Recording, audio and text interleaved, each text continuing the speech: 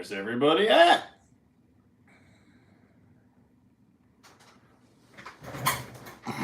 Well, don't mind me then. I'll just be sitting here looking at pictures of this really expensive, really crappy charger.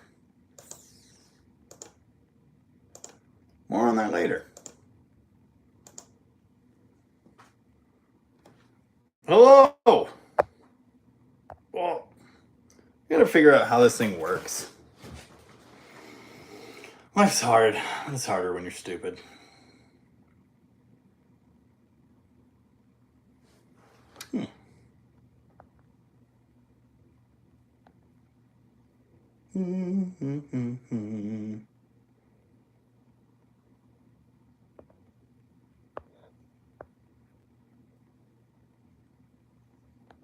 Where is the party at?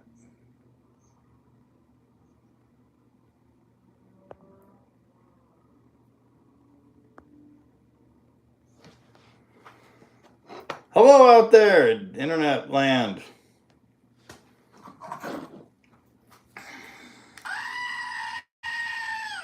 It's the super boring Saturday special. It'll be exactly what it sounds like, I imagine. I don't know, Dan. I still have to figure out how to, tell who's here. I have no idea. I just have my phone. I have a laptop. It just doesn't work out here. I made a new video today. It's about bad stuff on auction cars, basically. Don't go to Mecum. That's the long and the short of it.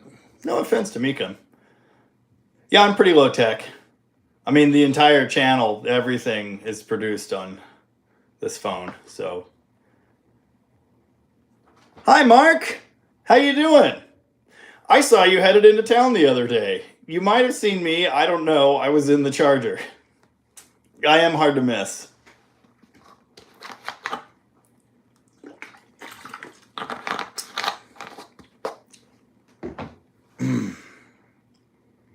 I watched the replay of the live chat from last week. I think the lag's only 20, 30 seconds. It might be more than that. I don't know. No, that's okay. There are lots of red 68 Chargers driving around, so. Actually, Mark, it's funny. Now that I have that car, I've realized that whoever designed it, I'm pretty sure they were looking over the shoulder of whoever designed the Corvette, because it has a lot of the same lines. The C3 Corvette, anyway. It has the same set-in window, and it has the same round tail lights. So it's pretty much a Dodge Corvette with a back seat.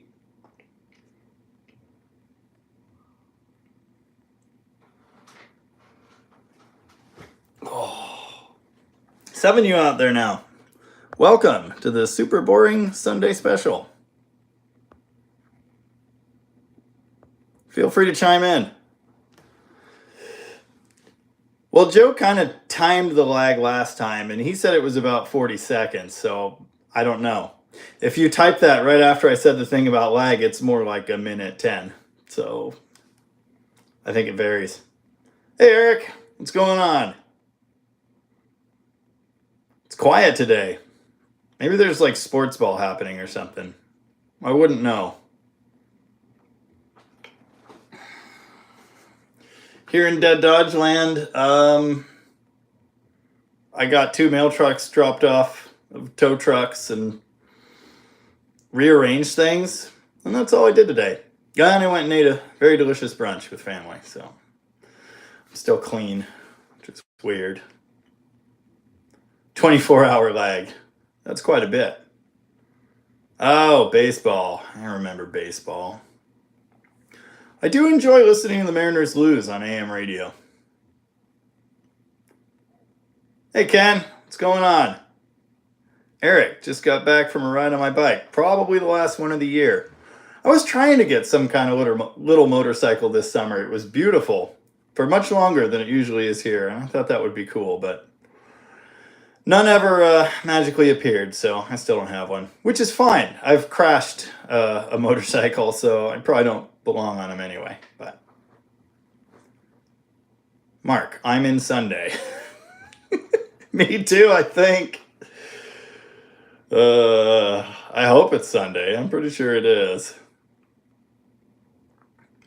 I really love vintage Japanese motorcycles. I had a bunch of Kawasaki's and one CB750, which was a sweet bike, but that's the one I put over because I got too confident. And I wasn't actually that good a rider. I like cars with roofs, 4 wheels. Harder to crash. So what's everybody up to? Anyone working on anything today? Or relaxing and watching baseball teams lose?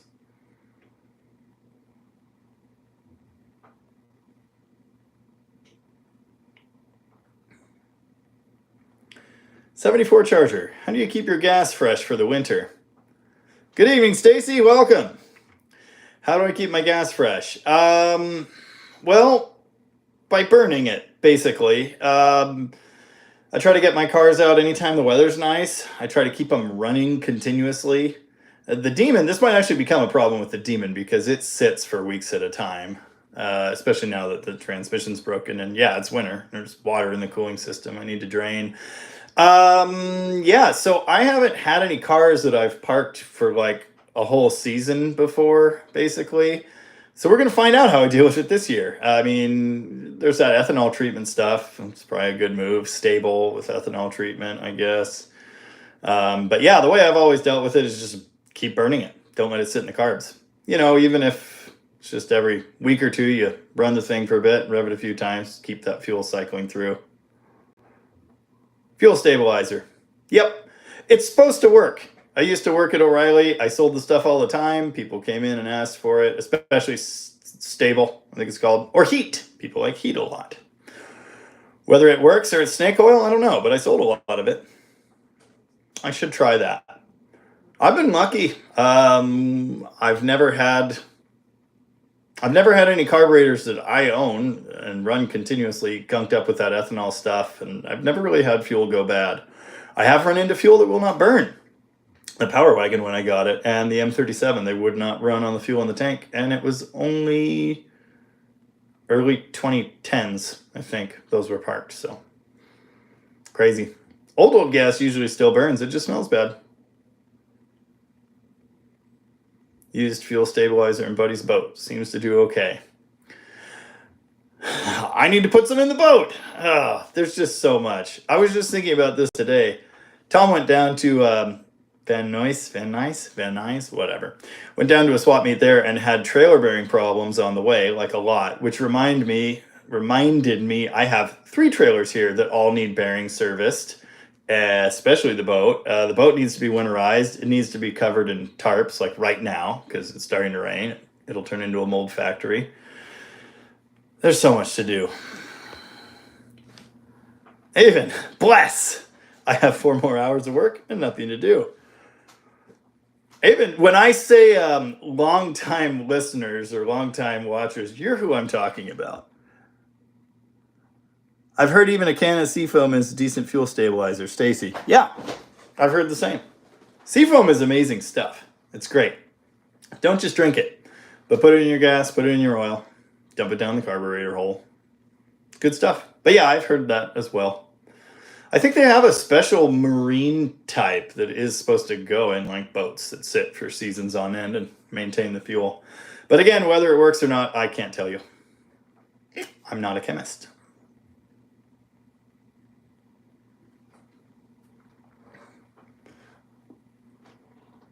Eric, I'm into the smaller bikes at the moment. Recently spent almost 4 years hand building 70 style enduro. Cool. Hey Doc, how you doing? Yeah, I want a smaller bike. I don't want anything huge. Like I said, I crashed a CB750, 1972, super cool bike, and I put it over because I'm bad at stuff, and I don't want anything like that again. I want something small, and yeah, an enduro type, 70 style enduro, that is exactly what I want. It doesn't even need to be 250. I've seen several 175s that look pretty sweet, but I would like to have the option of driving on the highway. 74 Charger. Have you ever tried an AC conversion? I have the stock non-functional system. So converting to 134, if it's all there. Yes, I did it on 72 Cadillac Fleetwood, which I actually recently had to repossess from an impound lot. It's got the water pump belt broken off. So I haven't been able to test and see if it still works, but I did that last summer and it worked very well. I was daily driving that during the heat spell we had here, which was 105 degrees. And if you're in Arizona, that might not sound like very much, but up here when it's 105 degrees, the world is ending. And it worked really well. I don't know if it'll last forever. I did not drain every bit of old oil. I didn't do it the right way. I just put the fittings on and yeah, see? I knew you were going to say that. But seriously, when it's 105 here, the world's over. No one has air conditioning. I mean, we were hiding out in our camper because it has air conditioning. I mean, my birthday last year, it was 105 or 106 or something, and that's the only place that was comfortable. My wife bought an AC unit, window unit this year. Oh my God. Very nice. Yeah, it's damp here. That's the problem. Mopar dealer underdash stuff. Yeah. I have not heard of RUP. I don't know what that is. And scrolling back through comments, I'm trying to catch all of them. Aven, good. Glad you feel the love. I'm glad you're here, and I'm trying to rock. Retro with the newer engines. Yeah.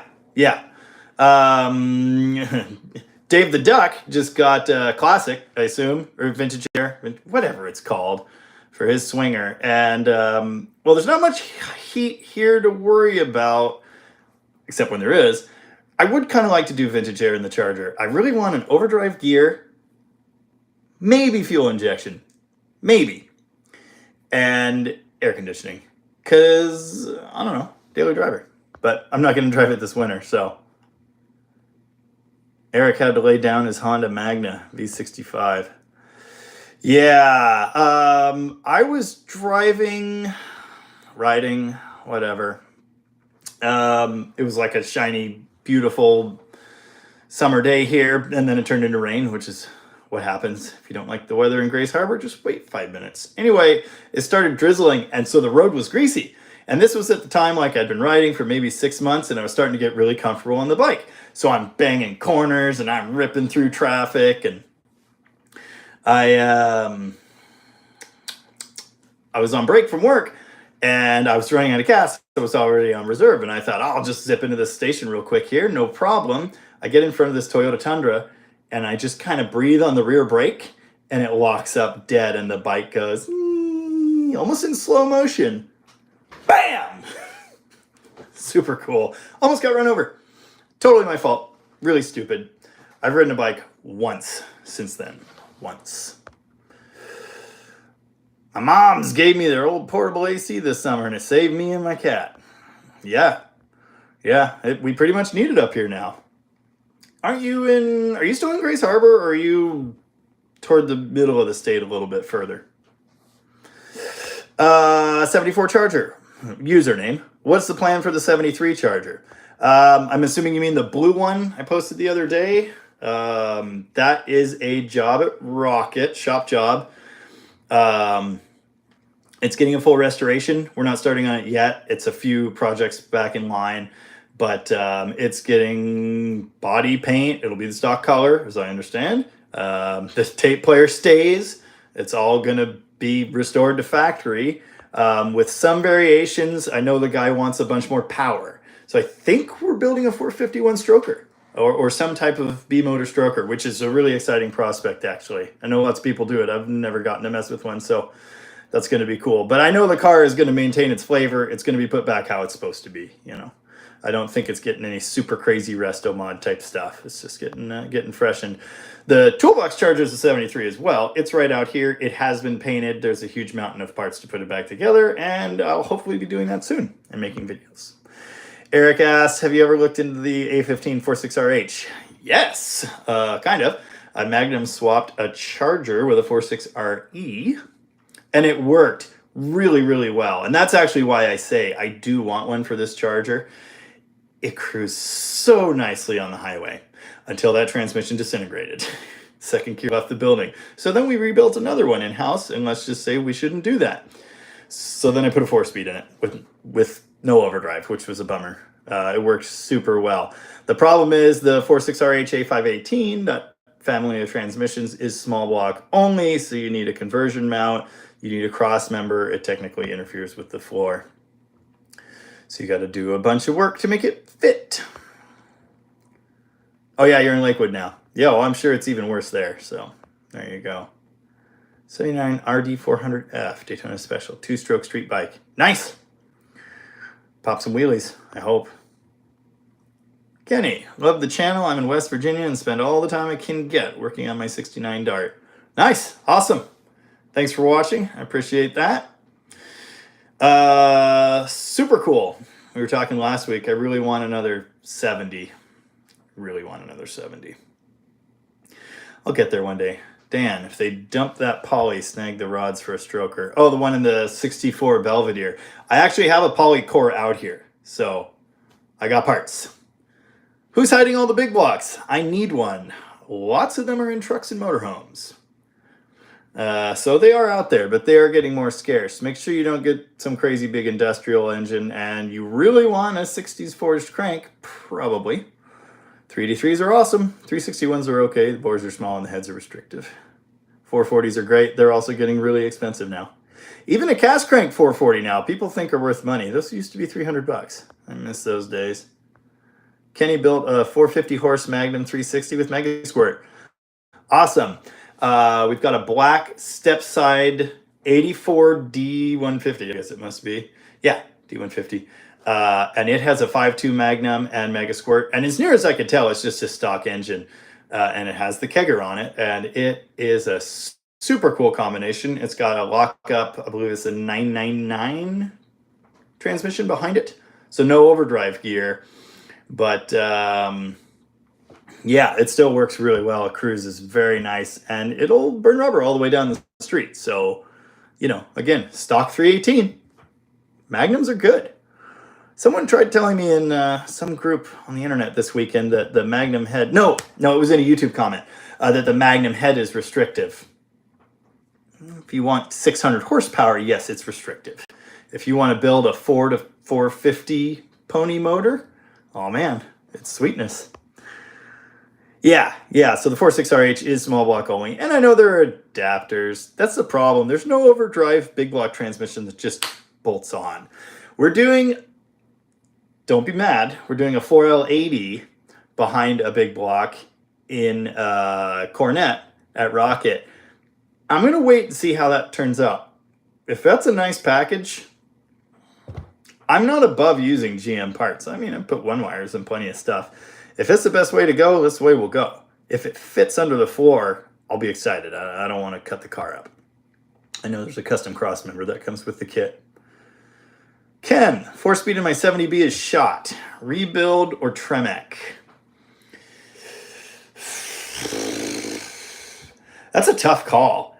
When I did the 66 Charger 4-speed, the whole time I was thinking I could just order the Tremec kit right now, modify the floor, which I'm doing anyway, and it will be so nice. It's money. But then again, having the 833 rebuilt is money. So, you know, the way I solve the problem of my 833 needs rebuilt is found another one.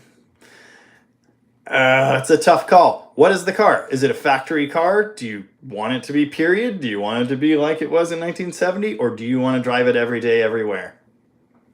That's the decider right there. It's your car. So I can't make that decision. If it were me, I'd put the 4-speed back in. That's me. Stacy says that Belvedere was awesome. Do they reproduce floors for them? Any plans for it? They did. AMD had floors for that generation, and they discontinued them. I don't know if they're back. I have no idea. I would just do sheet metal because drag car. So that wouldn't really bother me. There are also parts cars available. So, you know, there are ways of getting that done. But as the last I knew, AMD had canceled floors for the 64s for that generation. I think you can hack up later floors and make them fit. But, you know, with a cutting torch and a welder, you can do anything. Yeah, Dave, I saw the picture pop up. I'll see you later. Eric, it'll be hard to see under there. I wouldn't worry about it. Yeah, well, and that's true. Exactly. You'll never see it, So if that 5-speed's hiding under there and, you put a cue ball on it or a T-handle, who's going to know? Again, it's more spiritual than anything. Like, make the modification. Fine. It's your car. I don't have a problem with that. The Demon, I'm sure, would benefit from an overdrive gear. It's never going to have it. It's not the kind of car that is. Passed on a couple of nag trans for late model swaps. Wondering if that was wrong. I don't know. I had one with a Hemi, and I just sort of gave it away, basically, when we closed the shop. I know lots of people do it. So, yeah. And if it bolts to the back of a Hemi, no, it still won't bolt to a big block, but it could bolt to a small block with not too much work. I don't know. I can tell you. Yeah, Kenny, any MegaSquirt videos planned? Yes. I am getting a crash course in tuning it. And, excuse me, tastes like brunch. I'm getting a crash course in tuning it. The person that did the install did a bad job. The guy I got it from triaged it quite a bit and got it drivable. But it's not great. So I am trying to fix it. And yeah, I am planning on doing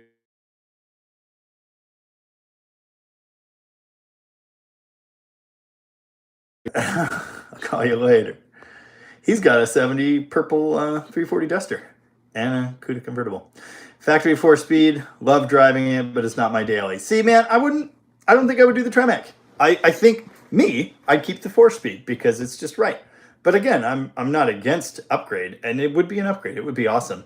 My brother's got a 6-speed in his 67 Impala. Dude, it's amazing. So yeah. Trying to get through all the comments here. TI Mopar 67. Hello, Dead Dodge Garage. I love your videos and, of course, the Mopars. Thanks, man. Trying to make good videos and do right by the cars. That's kind of my whole thing. Thanks for watching. Eric, just try not to modify anything so it can't be put back. That's what I did on the Charger when I put the overdrive transmission in, the 66. I went to great lengths. I moved the whole engine forward 1.5 inches so I didn't have to modify the cross member. I ground a chunk off the transmission and I made a bolt-in cross member work. And when that didn't work anymore, I put it right back how it was. Well, with 4-speed. Mr. Dead Dodge, Green Weenie asks, are you related to AVE? No. But I'm a fan. Actually, I didn't wear my Cockford Ollie shirt today, and I wore a Roadkill shirt. Mike Sr. or SR 340 just subbed recently. Man, you have a ton of cool projects. Thanks for subscribing and watching. I'm trying to get to all of them. I've been putting a lot of time in on the 48 Power Wagon recently. I hope that does get done. I'd really like to do that.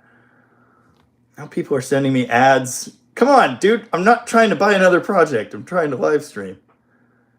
My Dart, also, original 4-speed is always better. Not an original car. You have bucks? Do Tremec. Yeah, exactly. Totally agree, Dave. I mean, it's your car. It's your call. It doesn't, in my eyes, it doesn't ruin the car to do the 5-speed. I'm just, cost benefit, and the 4-speed's what belongs in there is spiritually correct. But 5-speed's better. Man, I had a 69 M1A1. I don't know how to read your name. I see you commenting all kinds of stuff. I just think it's Mahayahim. I had a 69 Sport Satellite with a 318, which I rebuilded, and it ran great. I love 318s. They're great. Stacy, your videos make me feel bad for working on a Ford. Definitely need to look for something Chrysler for the next project. I'm not here to say that, and last week I was wearing my Ford shirt, but I was wearing it ironically. Green Weenie. Yeah, I'm a fan. I'm a fan. Have you noticed that all my videos are shot from behind the camera? Just saying. Mark will be working on a 2 preamp. Worked fine on Wednesday, went quiet on Friday. Pretty embarrassing at the jam. Yes, that is the nature of our love for old garbage, isn't it? Well, I don't mean garbage. I mean, you know what I mean. You can't spell Tim without Mopar. Tim Mopar. Got it. I'm not super quick on the uptake. Tremec, you need to cut a bit. Yeah, I know that. Yeah. Yeah, the shifter's different. Everything's different. I don't know. Again, I've never done it. I don't know if it clears the crossmember down there. So the Weldon crossmember, I guess I need to figure out a better way of referring to those two pieces, because there's the crossmember built into the floor and then there's the bolt-in transmission crossmember. I know that changes. You buy one of those kits and they give you one with a big whoopty in it, you know, to move the mount down. But I don't know if it clears the floor. No idea. But I will do that someday. I switched to smart water, by the way, because I drank today's cider yesterday. So hopefully this helps. Oh, I brought more Hot Wheels in. It's my, the ones that got away. Like there's a Cobra. Yellow Challenger. Oh, 66 Charger. It's not a hangover, I'm just saying, you know. Trying to... Oh! Here we go. Dave, you'll like this. 71 Swinger. And it's the right color, but the top's white. Yeah, pretty good. Still, mint in box. Oh. It did get away, so I added it to the collection, you know, step-side truck. But now it's back. Oh, yeah. If anyone finds me a 67 Barracuda Fastback worth building in the Northwest, well, I'll be eternally grateful. Same with a 70 Swinger. But they have to be cheap. And good. That's a lot to ask.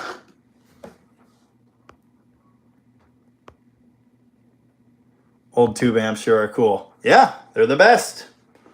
They've got flavor. I'm not saying transistor amps are bad, but tube amps are magic. That's where the magic is. Nice, I got a Johnny Lightning 870 exact to mine. Super cool. Yeah, somebody got me this. I don't remember who, but... Man, what is with all these messages? Do these guys not know what's going on? Crazy stuff. Oh, this one hasn't gotten away yet, but someday, you know. And yes, I do love straight axle gassers because of blasphemy. Someone tell Miles to stop messaging me. I can't see the screen whenever they pop up.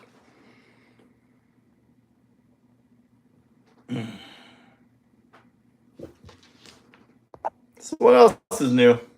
I gotta figure out... I'm just bad at stuff. So is everybody off still watching sports ball or what?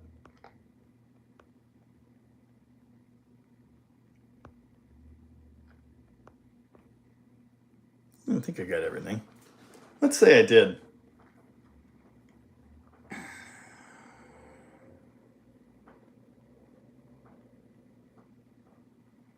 So I made a big video today ranting about a car that sold at Mecum last weekend.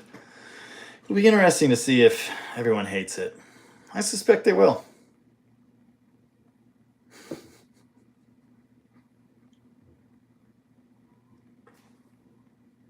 All the way up. Nice.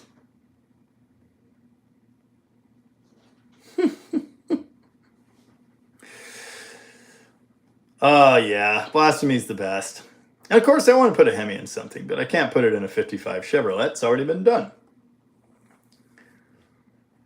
You still have the blue Mustang. I never had the blue Mustang. This is nothing against you. Like I'm not saying anything about you in particular, but I've noticed on a lot of videos, I say right out the gate, thank you. Hit the thumbs up. Hit the thumbs up and ring the bell and do the stuff. Anyway, I try to say in all the videos when they're not my cars. The Mustang's not my car. It was my friend Josh's, and he sold it. But he recently found another one to buy, so don't worry. We might well have more Mustangs on the channel yet. He likes to bring me stuff what needs revived. He's good for that. Thanks, Eric, by the way. Steven says, I love everything you put on the air. Keep up the good work. Thank you. Trying. I hope maybe 20, 30,000 more people agree, but we'll see. Dave's asking if y'all are getting ready for winter. We had a really long summer here. It ended last week. Like it was still 75 and beautiful, which makes no sense for the harbor at all. But now winter's here, and I'm actually cold right now. There's a hole in the wall there where there's supposed to be a cadet wall heater, and someone did the delete. I guess they needed it somewhere else. So I need to batten down the hatches. I need to get a few more things done. I need to get my camper and my boat covered and pile up some firewood for out here. But yeah. No one will know how hated this video is unless they have the dislike extension for their browser. I was a little sad when that count went away. It's, even in studio, nothing tells me how many dislikes there are. There is a big thing in analytics that says likes versus dislikes, but it's like they're putting the training wheels on. They're padding the walls in the asylum, so we don't know how hated we are. But anyway, I didn't know there was an extension. That's good to know. I just need it for myself. Dan says, I can't watch stuff like me come. No, and I don't. And here's the thing. I try to ignore that kind of stuff. I mean, I'm down here on the bottom end, not up at the top. And it's never really affected me before. But now I find myself in a world where I actually own a couple nice cars. And I'm around them all the time at the restoration shop. And I certainly know what bad looks like. So when I see that on a car that's very much like my car, only it's almost $200,000 at auction, I have concerns. And when I see in a picture something extremely dangerous and stupid somebody did to get it back on the road, I'm just scared. And I feel like if I see something, I should say something. But yeah, I don't actually have any interest in... I don't want to know what just sold for $1.8 million. That's not what I'm here for. But I kind of want to see if I can help people not get screwed. So I'm going to do that. M1. I figured it was off of the tank. Sorry for the title. It was my brother's idea. He was a tanker in the Army and a gunner on an M1A1. Nice. That was my guess. But like I say, it's, I see it and I just make it silly. But I remember I saw it. Stacy, working on a 76 Mustang II myself. Thankfully, now that the Mach-E is out, my car is the second most hated Mustang of all time. See, that's what I was just going to say. Mustang II used to be the butt of a joke. Now that car looks all right. I mean, it does. All kinds of late stuff is starting to look really good because it's all we can get our hands on. Here, winter is supposed to be memorable this year in the Midwest. I think it's going to be memorable here because summer was so good. I think it's going to be freezing and we're going to have feet of snow. We'll see. We had a real winter last year. Usually it just kind of rains year round with 2 weeks of summer and 2 weeks of winter in like March. One last short day today down here in Vancouver. Oh, of summer. One last summer day. It was sunny here, but it was cold. Avon, climate change is a hoax. Not having any rain from June to October in the Pacific Northwest is totally normal. Here's what I'm banking on. Why do I stay in Grays Harbor? Because someday it's going to be the Goldilocks zone. The sun is going to move north, the sun belt, just enough that there's still water to drink, but the weather will be nice, and then we'll have real winters, and, then no one has anything to complain about anymore. Yeah, we'll see if it works out that way. We just all get nuked or something. We'll see. Eric, ashamed to say I've been out of the hot rod game for about 20 years, but I'm really trying to get back into it. Respect. Buy the best car you can, and it sucks because it's going to be super expensive. Unless you want to build something from the ground up, I don't think you do. Just see my video about restoring things. Buy the best car you can. I almost bought a really, really crappy 68 Charger. Instead, I spent 5 times as much and bought a pretty good one. It's not perfect, but it's perfect for me. It's like a sport, a rich person sport. It's funny, I've always played with garbage, and only just recently I started playing this rich person sport. It doesn't have to be that way. I'm lucky to have a couple nice cars. You know what I'm talking about, Dave. You've been there, but I know you've had a lot of nice stuff, too. Rabbit Transit, how you doing? I'm good. I'm hanging out. I'm only slightly cold. Mark, we had a 68 light blue Charger. Sold it for $200. Buy high, sell low. That's kind of what I end up doing sometimes. When was that? Is that like parents' car or something? I'm sure you know it's my dream car, and that's why I bought one. They were on Charlie's Angels. Mustang 2 is light. Go rip it up. Exactly. So look at it this way. Fox bodies are super popular. They've been super popular forever. In fact, even the not Mustang Econobox cars on that platform now are popular LS swappable muscle cars. So if a Fox body's good, Mustang 2 is even better, right? More classic styled. The more time that passes, the more memorable and actually okay those cars are going to be. It's like the first generation Barracuda thing. Some guy on the Ratty Muscle Cars page 2 weeks ago told me I'm an idiot because I think those cars are decent looking and they make sense now, and that my wife has bad taste for marrying me, and then he blocked me. I think I'd find many people in this group who think first generation Barracudas are cool, right? I said right in that same comment, they weren't cool when they were new. They were awkward looking. I mean, Formula S is sweet, but they're funky looking cars, and now, through the lens of today, they look pretty good. Even with my chubby ass in the car, it weighs just under 3,000 pounds. Exactly. A-body Mopar. You're right in that same range. And, I think they're good looking, but not everyone else agrees. Bought an 80 Buick Skyhawk, old school. Drag car, 327 with 400. Told it's ugly. It might be. Oh, back half. That makes more sense. Cool. My buddy's got a Buick race car. It's some G body. I don't remember what it is. And it has a 430 and a turbo 400. And it's sweet. As soon as I saw it, I thought this makes perfect sense. It's not the car for me, but it's pretty cool. Rich person sport, the most dangerous game. But you're just hitting as many pedestrians as possible on your way to Walmart. Yes, that is how we spend our time. 10 points. Muscle Car Mitch. Mississippi River is getting really low lately, and the ferry on the Green River close to me is closed because it's too low to run. Yeah, man. I gotta watch my mouth. I don't want to talk about climate change, but if you think it's fake, good luck. First gen Cudas are cool. See? Exactly. They're cool. Eric.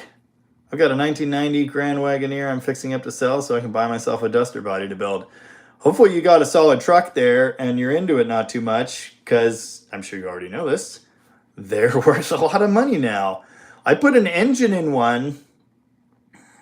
Rebuilt the original engine. We sent it off. I don't remember. The guy didn't trust me to do it. He was a real bucks up type guy. Anyway, he knew he was going to make a fortune on this Grand Wagoneer. And it was beautiful, don't get me wrong. One dent on the tailgate, one rip in the driver's seat. It was a nice rig. But the engine was shot. So, rebuild engine. He treated it to everything it needed. And it just finally showed up at the local classic lot here. I think he put I don't know. I don't know exactly what it said on it. It said something between 35 and 42 on it. And it's not there today, so it's sold fast, I think. So anyway, do that. Get yourself a duster before you can't, because they're getting expensive. Ken, I grew up in Kalispell in the 70s. It was a real life. A river runs through it. Hey, Dirk, how you doing? Welcome to the super boring Sunday special. Dan, have three early Cudas. I've got one. But you know what I do have three of? Back windows. Sitting on a gold mine here, baby. I'm in the Ratty Mopar Muscle group on Facebook, which between you and me is kind of horrible, actually. But there's this running gag on there where a guy's got a fake for sale ad for first generation Cuda back windows. $3,500 each, tinted all day. I'm all sold out, but I'll have more next week. $2,500 for standard. And then he pops on in the comments. Other people are like, hey, man, I've got one. I'll sell you right now. Cool. I'm taking them all. I'm getting good money. And I hop on there and I'm like, I got two. $19.95 for mine. That's a steal. Don't lean too far back. For anyone in this chat that doesn't know about that gag. I don't know what TV show it was, but some TV show somewhere had one like custom made or something, and it cost them $5,000 or something crazy like that because they had a new one made. And so everyone has gotten the idea that those back windows are super valuable. They're not. The two I have were free. People didn't want them. I've tried to sell them with no luck. $100 if you want it. I would really like to stop storing them, but I can't bring myself to smash them with a hammer. I don't know what to do with my hands. I gotta go back. I missed a bunch of comments. Let's see. Where are we at? A-body Mopars were always scoffed at. Now they're desired. Exactly. Mr. Duck and I were talking about that today. They used to be nothing special. They were econo boxes. Other than the 344 speeds and the Hemis and the big blocks. I mean, people figured out the put a 440 in an A-body and it'll be fast thing a long time ago. But yeah, you're exactly right. I mean, no one was building those. When I started in the hobby, it was 2007. I was a teenager still. I had 3 A-bodies quick. I bought one for $140. It was rust-free. Valiant sedan. Rust-free. Didn't run. I bought a Duster for $300 and drove it home. Anyway, yeah, they used to be nothing. No one wanted them. And look at them now. Like, if I want a Duster or a Swinger project, which I kind of do, it's $3,000 to $5,000 for not even that good a car. That blue 76 Swinger that I featured, I sold for $5,000 like that. That's crazy. Anyway, yeah, so they're desirable now. Saving money. I'd like to have a 421 small block built for it. Nice. Sounds pretty good. By the way, I have no hate for the small block Chevy. They're fine. I've built a couple. They're just not Mopars, so they're not my language. Dave, love 273s. Big time. Gotta build one on the channel. I will do that. Skyhawk, same size as Monza. I don't actually know the Skyhawk of that generation. Yeah, just like a Monza. Yep, that makes sense. I've had a Skyhawk. It was an 86? 85? It's a Cavalier. It looks just like a Cavalier. I think a Grand Wagoneer sold for $70,000 plus at auction. Yeah, I'm sure it did. I don't want to talk about auctions. That's the subject of my next video. Same as Monza, just a Buick. Yep. I missed a lot of comments. Great car. My brother had one, 354 speed. Nice. Dan, you got a pile of 273s? Cool. Maybe my people need to call your people. I'd like a forged crank one. The one we have here is cast. It's also my brother's. But I've strongly considered, instead of doing a 360, doing a Screamer 273 for the Barracuda. And that could happen later. I can always pluck that 360 back out and put it in anything. That's no problem. 273 would be awesome.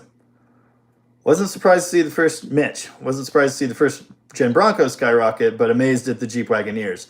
I totally agree, and I still don't get it. I've read articles about it. I understand SUVs, pre-fuel injection, simple, whatever, but 50 to 70,000? Really? Ugh. Smash them with a hammer for the subs. Yeah, I'll think about it. Now we have A-body badness. Yeah, I assume you mean madness. Yeah, where you and I can have a conversation, and a nice A-body for 40 to 50,000 doesn't sound insane anymore. Because it's not. It's crazy. The world has changed a lot. Oh, okay. I don't know Dennis Collins. I have no idea.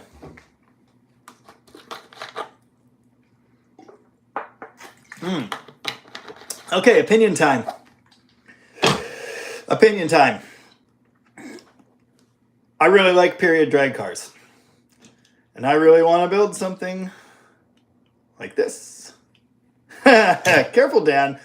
I got a truck. I'll show up. I'll take all the 273s you got. Oh no! YT viewer, last week's excitement about my Valiant having a 273 was premature. It's okay, buddy. 318s are good, and they're more cubes, but 273s are neat. Little magic. Good stuff. Anyway, okay.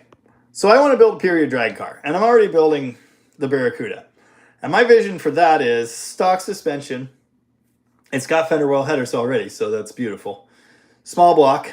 I'm actually now kind of hoping I can find a short rise dual quad intake for it that fits under the hood. I don't want to cut a hole in the hood, but I want extra carburetors after working on that Hemi. But anyway, period drag car. So here's what I'm thinking.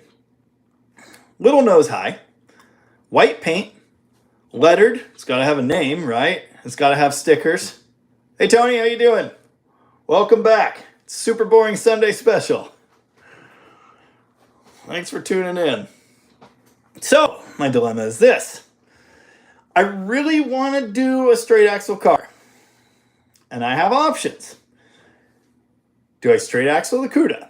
No, it's been done. Actually, there is another one in my town that's straight axled already, so it wouldn't exactly be original, but it would be cool. I've seen a lot of them that I like. My friend has a 55 Plymouth. Not a Chevy, but a 55 Plymouth. Two-door post. Do I straight axle that?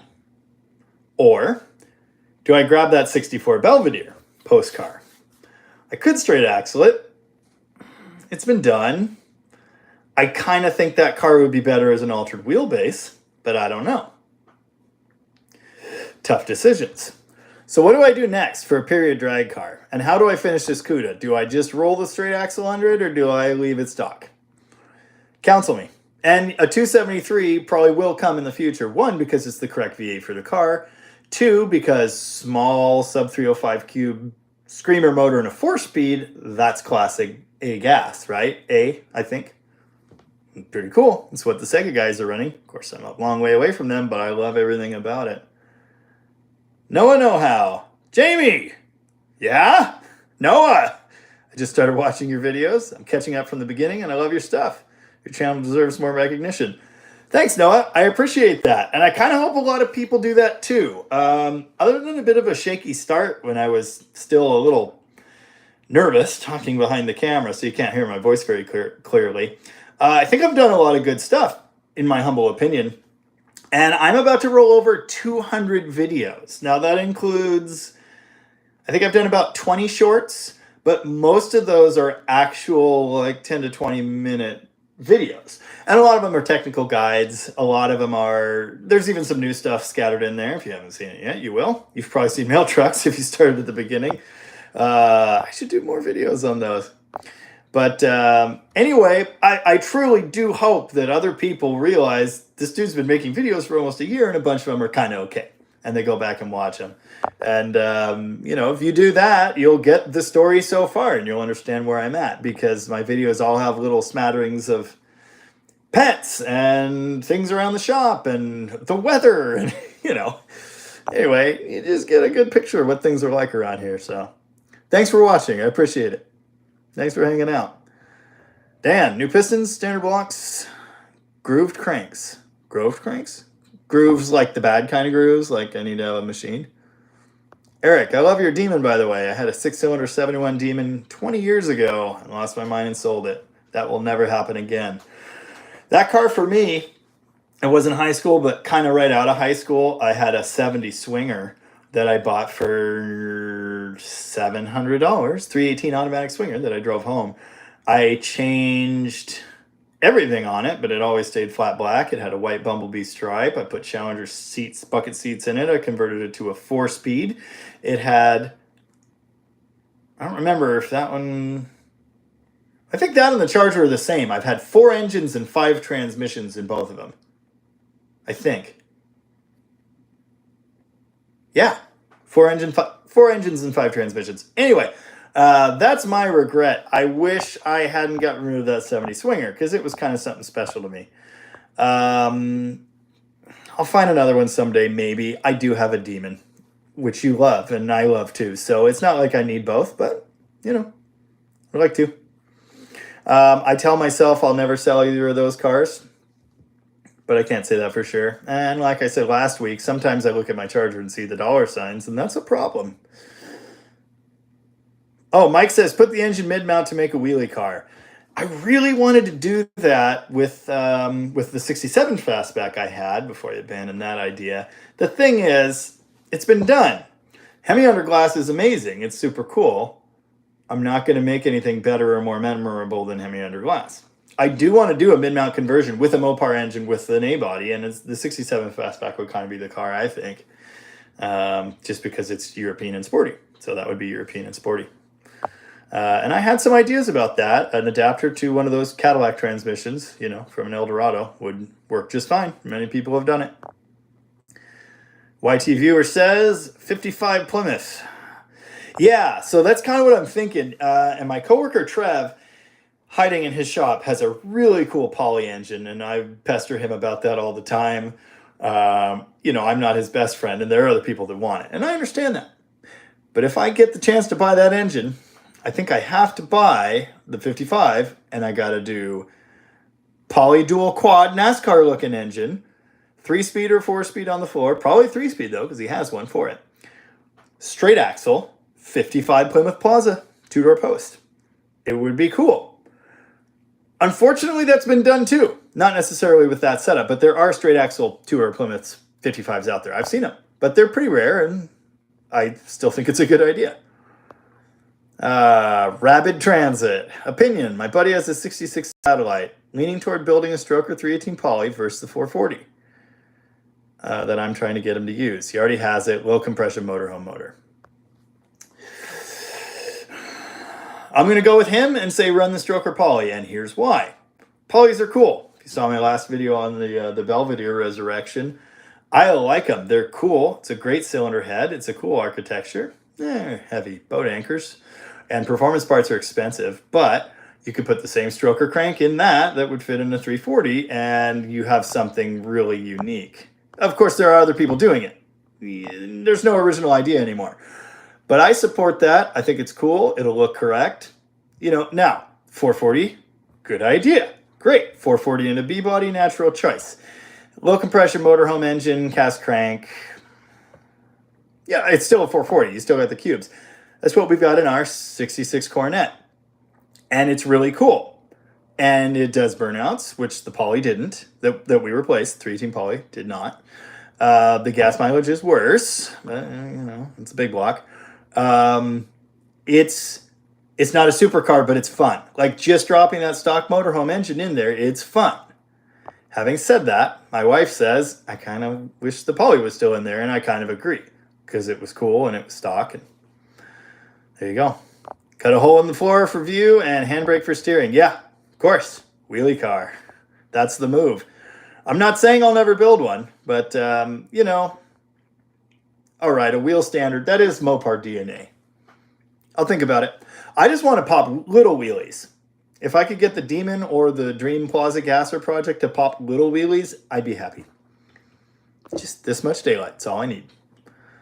Noah says, your Chrysler ignition and charging diagnostic videos were superb. Made me feel a lot less scared of my janky 73D200. Yeah, see, I've been where you are. I've done that. I've been scared. I've set some wiring harnesses on fire. I've made mistakes. I've learned about bad stuff, and I'm able to pass that on to you. So I'm happy to help. And I may have allegedly made a couple ad revenue cents off your views, so I appreciate you watching. Dan, Polyblock Stroker was on Engine Masters. Was that just on Engine Masters? Because I haven't seen it yet. I haven't seen any of the latest round. I think I'm up on all the other ones. If there's a Poly Stroker video, I might have to end the live stream and go watch it. Because that sounds awesome. Dan, there's a 65 Barracuda with old store and auto tranny small block Mopar out in Canis. Camus. Why do I always say that wrong? Awesome. Yeah, that's what I would do. Easy. Super easy. Michael Hatfield, classic, period correct, 55 Plymouth. Yeah, that's exactly it. My view of any drag car project, anything you see me put together the way I want to do it, it's going to be period correct. To the point that, as I mentioned last week, on the 66 Barracuda I'm building, it has fender well headers, which is awesome. Someone put disc brakes on it. Cool, right? Disc brakes, yeah, big bolt pattern, yeah. No. Because the disc brake master cylinder, even though it's manual brakes, the dual cylinder is in the way of the headers. So they bashed one of the primary tubes with a sledgehammer, like bad, to clear that dual pop master cylinder. I'm going to rip it off, throw it away, and put the original factory, period correct, single pop pump and pray right back on the firewall. And then I'm going to get the header tube rebuilt and it's going to be awesome. Everything on it's going to be period correct. It's iron headed too, no aluminum. I'm okay with that, horsepower. But yeah, it's a period correct build. Everything that's going to be on the car will basically be 70s. And I like it that way. I'm trying to decide if the car is deserving of the cast iron dual point distributor that belongs to the Demon. Maybe. I also have the cast iron direct connection electronic distributor from 72. I think 72 is when you got that. Or maybe it was a kit in 71. I don't remember. 72 or 3. Electronic conversion kit. It's the Mopar Blue Box, and it's a cast iron distributor, but with a pickup in it. I also have that. It's not original to the car. It was run on the car in the day. I could run that, and that would look period. That would be awesome. But anything you see me do, it's going to be classic, period correct style. So yeah, if I do the Plaza Gasser, I'd like to find, actually, if I can, an A100 axle. That would be the way to do it. I met a guy with a Fairlane Gasser, and it's got an A100 axle under it. And he's going to put a Speedway in it, so I might try and finagle that off of him. I'd use an A100 axle. But, the Speedway axle's fine. And I'll get the right bolt pattern, so it's not a problem. I'll roll that under the front, poly under the hood, or early Hemi. If I can't get my dirty hands on the poly, I could do a Hemi too. A little Dodge Hemi would be ideal, because, again, under 300 cubic inch. Cool. That's the way I'll do it. And manual transmission. Dick at Firm Feel Suspension messed with polys years ago. Use a hot rod kit, mount the disc brake master cylinder under the floor pan. Well, I could, but there are other reasons to have drum brakes too. Lighter weight, less drag when you adjust them in, and wheelies. So also, again, going back to what the other guy said, period correct. So to me, I don't need disc brakes on this car. Yeah, it is street driven, but it's a manual transmission, so that's all the brakes you need. And I want the headers to fit right. So that's what I'm going to do. Might change it later, but yeah, I've never done an underfloor on a car that didn't have it originally, and no offense, that doesn't sound like the thing to do to me. Won't look right. It needs to look right in the engine compartment. That's important to me. Now, it didn't used to be. It's important to me now. In fact, I recently bought correct part number valve covers for the Charger's 383. And I bought the correct air cleaner for a 4-barrel. It's an original 2-barrel, but 4-barrel, that's correct enough. And I actually have the 383 Magnum pie tin hanging on the wall. So I bought that air cleaner, put them together, and that's going to go on the car. And it's going to be correct. It doesn't need to be factory correct to make me happy, but that's what I'm going to do. Eric, I built an 84-85 Daytona Turbo Z back in my day, and I think I'm still addicted to boost. Yeah, so that's a thought too, and I want to do something turbo. I also want to do something roots blown. I just want to do one of everything. The blown car to me should have been the 73 Charger with no hood and the blower sticking through where the hood's supposed to be with big dual carb intake on the top. Yeah, I'll do something like that someday. I want to do a real-life Roger Dodger. I am going to need a bigger garage. But I want to do a turbo too. Of course, I've got turbo diesels all around here. That's fun. Imagine a collaboration between Ted Dodge Garage and Uncle Tony's. Yep, I see it happening.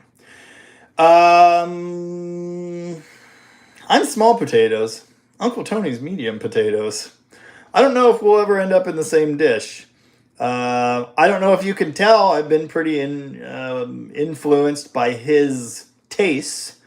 And when I started watching his videos, a lot of things clicked for me because he also builds cars out of garbage cans, as my brother likes to say. And that is where I got a bit of appreciation for that sort of aesthetic. Like, I'm building a car that's like a classic race car, so I need to use classic race car pieces and make it look like it's 1975 when you're sitting in or around that car. Yeah, he said that, and I went, yes, exactly what that guy just said. Having said that, Uncle Tony's kind of a weirdo, so, we'd probably still be friends. I mean, we look like we're related, so there's that. Yeah, collaboration would be fun. I don't know, he seems to run people off, though. I don't know if we'd get along or not. Might never find out. Alan's Cars and Stuff. Will you be using bias ply tires? No. I will be using white letter, classic looking front runners at least, and then I'll put drag radials on the back. Short term, because the Demon's down, I might roll the Kragers under it just to see what it looks like. I actually got a set of small bolt slots from Tom at work, so I got to get tires. But I'm not going to run bias plies. I'm not on anything. If you meant the CUDA, I was talking about the CUDA. It'll get drag radials and white letters on the front. The Charger, I want the engine compartment to look stock just because I can, and I'm into that now. But I actually really like day 2 cars. So, mag valve covers, cast valve covers, whatever, cool. Aftermarket air cleaners, fine. A lot of them look funky. I have no desire to put original bias ply tires on it to make it undrivable. Excuse me again, full of that today. I think these cars should be drivable. They need radial tires to do that. If it's a museum piece, fine. Hemi car we're working on at the shop, fine. Bias ply factory F70s. I don't even know what they are. That's cool for a museum piece, but not for a driver. Yeah, okay, so that's the answer you wanted. Yeah, I'm not that guy. I'm not a purist. I've gained an appreciation working around actual restored cars for factory engine compartments. But it's one of those two for me. It's factory or looks, period. So, like the big yellow coil. Cool. Line lock, fine. Aftermarket headers, awesome.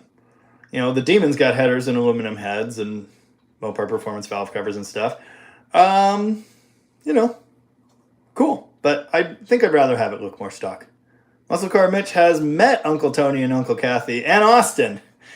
I've almost talked to Austin on YouTube a couple times. He has hearted my comments, so I got that going for me.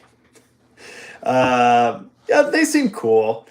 I'm not a conspiracy theory guy, and he's been mentioning a bit too much of that stuff in his videos, for my taste. I like music in my music. When I was in the music scene, I did not like anyone that had a message to what they were doing with their music. I wanted it to be for music. And my view on cars is the same. I want car videos. I want car world. I want car chat groups. I want the Facebook groups to be about cars. Is that so much to ask? So much of our lives is full of political BS. And if we start talking politics, I think we'll find very soon we don't agree on everything. We might disagree on a lot. And then we'll have a fist fight. And I don't want that. So in my opinion, and this is just my opinion, we should stay away from that kind of stuff. We should talk cars. So I'm going to try to do that. He doesn't want to. That's his channel and that's his right. So it's all good. I still like a lot of what he has to say. Amen. Drink to that, brother. Keep it cars. And Mopars, ideally. What's your opinion on tool trucks? I got to finish that comment. I'm a big Cornwall guy, have recently been into Matco. Are you a tool snob or just use whatever? Let me answer that question like this. And, hold on. Wait, hold on. Like this. I am a weirdo and an idiot. So, I am a tool snob. You might even pick this out in some of my videos. I use a lot of Snap-on. A lot of it I bought used, actually. We've had Snap-on dealer problems around here, so the Snap-on guys come and go, and they're not reliable. I got the hat from the last guy, and seriously, 3 weeks later, he vanished. Gone. In the wind. Don't know what happened. Just gone. We had tools we never got back. I returned my expensive Zeus scanner when my shop closed, and they still owe me a refund check, and I haven't gotten that. Might be related. Anyway, I am a huge tool snob. I like Snap-on a lot. I've got a Mac handle I like. Matco. Matco was my main squeeze for a long time. If my Matco rep's watching, hey Jeff, I still owe you $14,000, so I don't want to hear about it.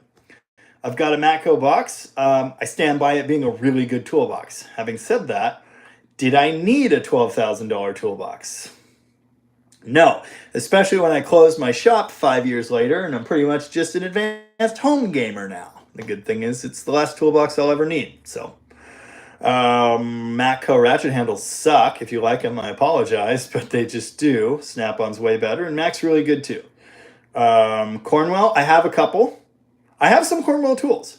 Some of my to-go tools are Cornwell tools. Some of the tools rusting in my truck box are Cornwell tools. I've been buying stuff from the Cornwell guy because I don't have a shop anymore, so I have less money, so cheaper is better. And my Cornwell rep's a good guy, Cameron. I like him. Having said that, Cornwell tools are distinctly cheaper. So if you're going to buy something cheaper, why buy Cornwell? Go to Harbor Freight. Go buy it off the shelf at O'Reilly or something. I mean, you know, there are a lot of options. I use cheap tools forever. The reason I'm a tool snob now is because I got a taste of the good life and I was hooked. And seriously, like, there's 50, 60 grand in my toolbox. No, it's not that much now without the scan tool, but it's a lot. Having said that, if I could do it all again, I don't think I would buy all that stuff. I'd go to Harbor Freight. But at the time, it was making me money every day, and it was nice having the tool truck there to warranty the tools, and we don't have a Harbor Freight here. So anyway, yes, tool snob, yes. Eric, I remember you saying you got a lot of the original parts for your Demon. Yeah, it's nice to be able to go somewhere and not hear politics. My promise to you, I will try and not let my opinions through. I'm going to make jokes, but I'll try to keep it that way. And that's how I want things. So this is my world, and if you're going to be in it, that's what you're going to get. So yeah, I'm glad you guys feel the same way. We can all have our opinions. It's not a problem. We can still be friends. Eric, I remember you saying you've got a lot of the original parts for your Demon. Yes. So I have almost everything, actually. I got the air cleaner, which is worth $800+ now, so I'm glad I don't have to buy one. I've got the original valve covers. I have the original camshaft. I have the original heads. They're on a 318 block. I actually still haven't picked that up from Dale's place, and it's been 6 months. So I should probably get on that. I have the original V-belts for the car. I have the original manifolds. I have the original intake. It's on the 318. I'm in exhaust manifolds. I have the original radiator in a box. I have the original alternator, which is currently on the 68 Charger, which I have driven thousands of miles since installing. And even though it's got a bad bearing, it's still going strong. Well, my brand new remanufactured unit exploded, but that's neither here nor there. I've got the original starter for the Demon. It's on the dump truck. I need to remember. People keep reminding me, hey, get the Demon starter off the dump truck, and I appreciate that. I need constant reminders. I have the window sticker from when the car was delivered to the dealership, brand new. I have so much for it. I have historic pictures. I have the trophy Dale won at the Winter Nationals, 1973. I have history for the car. I have documentation. I have some receipts. I have almost everything original that came off it. So yeah, it's super cool. It doesn't bother me at all that the car has been modified because the original owner did it and he saved everything. So he actually thought the valve covers were lost, and we found them in the Mopar Performance valve cover box when we were cleaning out his garage when I picked up the car. So yeah, it's really exciting. And I'm torn between those two ideals. Leave it how he built it in, you know, performance, street drag trim like it is, or put it to factory. And I'm just going to leave it for now. I may do a factory appearing engine compartment restoration. I have the pieces and I'm very much tempted. Oh, my goodness. Yeah, there's more. I have the original thermoquad. Do you know what an original first year 71 344 speed thermoquad core is worth? It's worth a lot. And I have that. And I think I got 2 more thermoquads with it. And a lot of extra parts too. There's an extra shifter handle. There's an extra Z-bar. There's an extra flywheel. There are 3 different clutches from over the years. It goes on. So yeah, it goes on. Mike, 340. You got 340 in your names. You sound like good people too. I'll see you in the comments, and thanks for hanging out. Yeah, it's super exciting. Yeah, on the Demon, just having all that stuff. And honestly, I kind of felt like I overpaid when I bought it.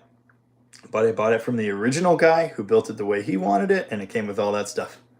So it's a once in a lifetime opportunity, and I took it. Tony B, Harbor Fraud. You don't got to be like that. Some of their stuff's fine. I have Power Torque ratchet handles that I had delivered from O'Reilly 7 years ago that are still going strong.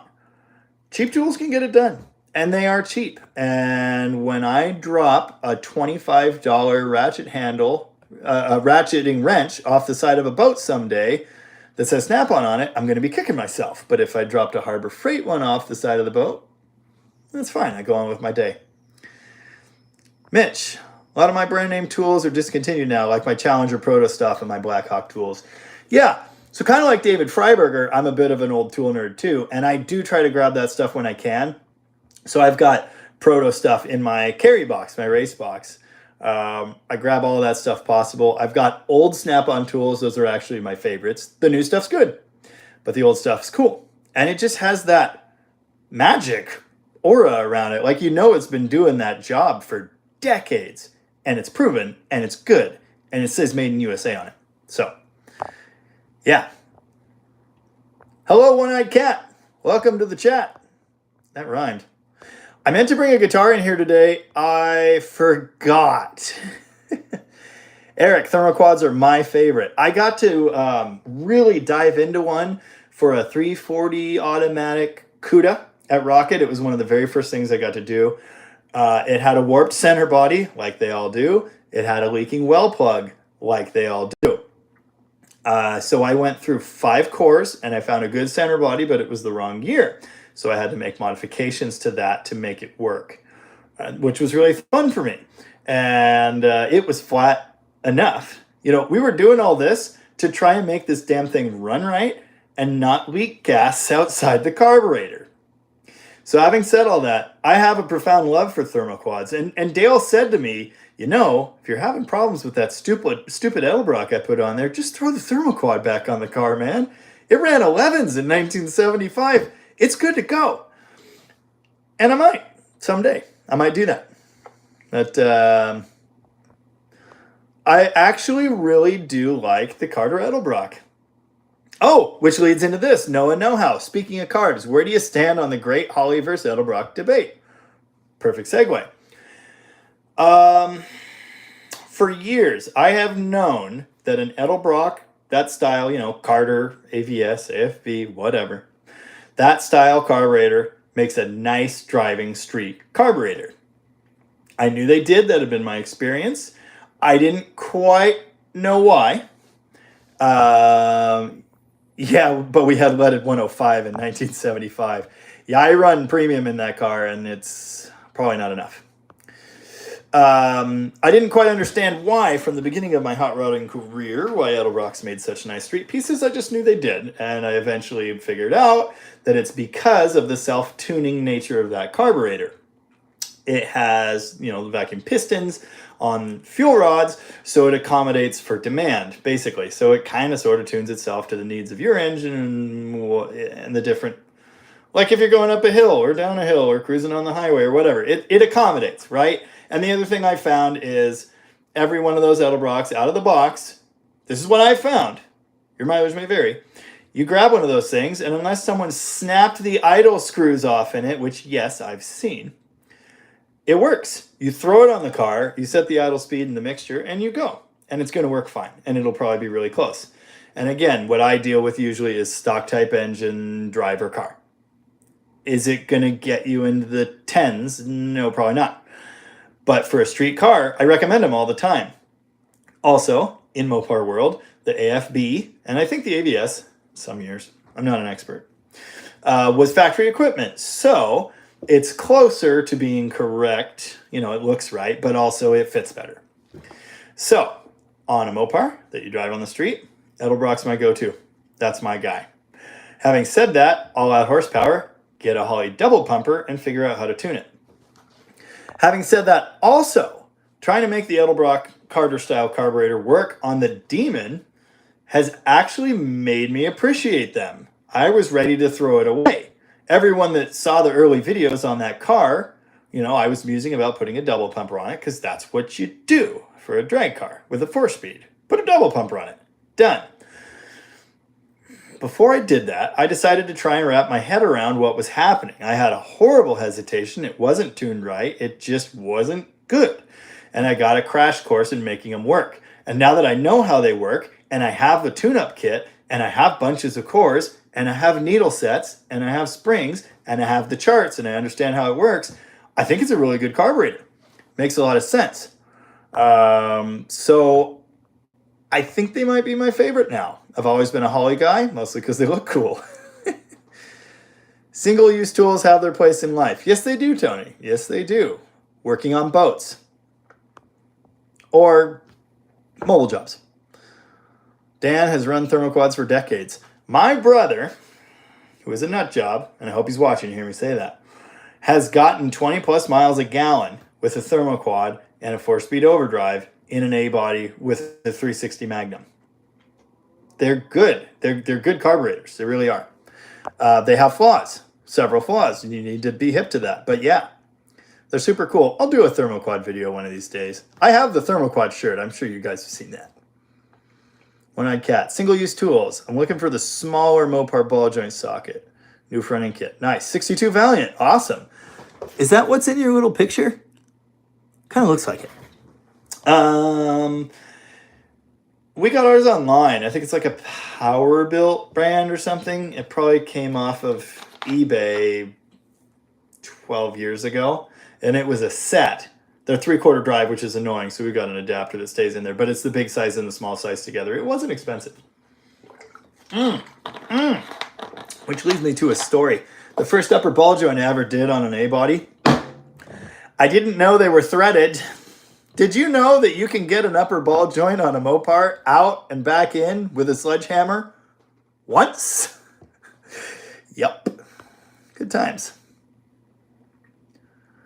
Muscle Car Mitch. I have family and friends that work at Holley. Holley is good stuff, but the Carter AVS and Edelbrocks are my favorite, just from my experience with them. Yeah, that's where I'm at. I mean, Holley is super good stuff. I am building a double pumper. I managed to finally find a core. They're really hard to come by for some reason now. I'm building one for the Barracuda, but I think I might change my mind and find a dual carb low rise intake and run dual Carters. I think it would be cooler, and I think it would fit the, the character of the car. Daily driver, go Edelbrock Carter. Yeah, I totally agree. And again, thermoquad works well too, but you just have to be ready to deal with leaking well plugs. It's what's going to happen. Tony liked Carter AFBs in the day too. Yep, love them. And again, now that I have an understanding of them, I'm a big fan. And, I understand Holley's too. I know about power valve tuning, and I've done plenty of squirter changes. That's always the go-to. I have a hesitation. We'll take out the 28 squirter and put in at least a 32, and it probably just went away. People put the big diaphragm on. That's not usually necessary. Change the nozzle, maybe change the cam. I've got cam kits, I know about Holley's, but I like the Carter. It's a nice piece. All out, go Holley. Totally agree. Petty 61 Plymouth. Okay. Yeah, I can't. I'm wearing my glasses, but it's hard to tell. I don't know what's going on. Just once. Yeah, just once. I did one that way, and then I noticed, hey, this has like lines on it. That's weird. And after I got the other one in, and it stayed in for a while, we learned. Now the good news is, there's a castle nut here holding it together, so it can't just blow apart, but it can come loose. And years later, I saw that on another car, and I was like, did I do this? But yeah, don't do that. Oh, so on that other car, I welded it to the controller so it would go down the road. I don't recommend that. Get the tool. Try it out. My brother ran dual Edelbrock 600s on his 440 Duster drag car. They work flawlessly. Yeah. So going back to Uncle Tony, he just did a video on this the other day about carburetor sizing and all that crap. And you can go watch that if you care. I did. I'm still watching. And yeah, he said it all. I mean, when you take off with that, you're opening the primaries of both those carburetors, and it works. And then when the party happens and all four open, it's on, baby. But yeah, it's a nice combination. You could drive around like that, and it'll work. I've always wanted to do a quad of 2 barrels. Eric, yeah, I have long wanted to do ITBs, individual throttle bodies, or 1 barrels. You know, like that 6 carb thing Ford's already had. Always had. But yeah, anyway. What's up, Bad Tree? Welcome to the thing. See, this time you're Jay, right? I can't keep you guys straight. I just remembered Blake. I know who Blake is now. I got it. And now you throw me off. It's messed up. Dan, projection on a fairly wild 273 will get 20 miles a gallon. The old school projection, right? TBI style. I had one of those setups in a box for like 7 years, and I just sold it on Facebook. Basically, I'm an idiot. I put it up I was going to throw it away. And I was like, nah, someone somewhere wants this. So I put it up for $100, and I hit the button offer shipping. So I got a bunch of offers. A guy bought it for what I wanted, and then I found out that Facebook's shipping is garbage. Oh, you are still Blake. Well, then who's Jay? I'm so confused. Anyway, and I forgot to ship him the wiring harness, and he told me just the wiring harness is $160 on eBay. Lesson learned. Anyway, the projection looked cool. Super simple. Also kind of stupid. And of course, nowadays they have better solutions for just bolt-on fuel injection. But I would have liked to mess with it a bit. But yeah, 273, some fuel injection, or a really lean carb on the highway, good gears, right tires, and maybe a lock-up transmission or something. And 20's easy. I'm currently running a 5 barrel on my 440. What's the extra barrel? I'd like to know. Always Blake. Jay is from Rapid Transit. I should know. Listen, there were contextual clues, but life is hard, okay? I'll learn everybody's name eventually. It seems like it's it's a pretty small group, really. Tony, I'm very old school. Seriously thinking about EFI for drivability. J-Bo. See, that's what threw me off. There's a J-Bo. I knew that. You guys are killing me. What'd you buy, Bad Tree? And if you say 68 Fastback Barracuda, I'm not going to be mad, but I'm going to be jealous. Tony, very old school. Seriously thinking about EFI. Yeah, so here's the thing. And I said this a bit ago. On the Charger, I'm thinking about it too. I have MSD Atomic, brand new. Not the injector rail setup, the throttle body, four injector, TBI style. Brand new in a box that came with a Demon also. Oh, by the way, an extra $1,000 of parts came with a Demon. I'm not going to put it on the Demon, but it would be a perfect fit for a daily driver Charger. And I am tempted to do that. But I also know that I can mess with pistons and rods on the Edelbrock and probably get 20 miles a gallon anyway. With the lockup and the right gearing and the right tires and everything else perfect. It's not just going to happen. But it's a thought. Also, my Edelbrock starts really nice, except when it starts boiling fuel. When it starts boiling fuel, it starts bad. So yeah, I'm right there with you. I like the classic style, and it's basically stock. But the fuel injection is really tempting. It's very tempting. I think I'm leaning more towards stock. 4-barrel intake, but running a 4 and a 1. Copy. So are you idling around the street on the 1 and then the party happens when the 4 opens? Is there a 4-to-1 adapter involved there? Or is it just a huge 1 barrel like this? Why? Because all we had at the time. All right. High compression 273 worked fine. Yeah, cool. I mean, I assume yours was the one with the old school controller and you just twist the knob. You're idle, mid, high or something like that. And then I know there are extra things you could add on idle control, and you could add on, I don't know. It's magic. Like I said, I never played with it. 05 ACR. Nice. High school, college days, got it cheap. Yeah. A friend had, I guess it wasn't an ACR, it was an SRT4 turbo 5-speed. 6-speed? I don't remember. Anyway, it was red. I thought about it for a minute there. I didn't really like the look of the bumper. But if that was your high school car, I'd buy it. My high school car is a 70 Swinger after high school. And I guess really my high school car was an 82 Mercury Lynx. Homemade adapter. Yeah, neat. It sounds interesting. Running a 1-barrel and a 4-barrel. I've had similar thoughts, but if you could just idle around on the primaries of one Edelbrock or one Holly, and then, you know, the party happens and everything opens up, I think that kind of gets you there. But if it was all you had and it works, cool. Noah, it gets harder as your channel grows. Nice to see the chat so engaging. I know, me too. I was surprised. I did this once last week as an experiment, and I had 15 to 20 people the whole time, and a lot of these same guys, and they're interesting guys. They've been there and done that, and they love Mopars, and yeah, it's cool. And several people said, we got to do this more. So yeah, here we are. We're doing it more.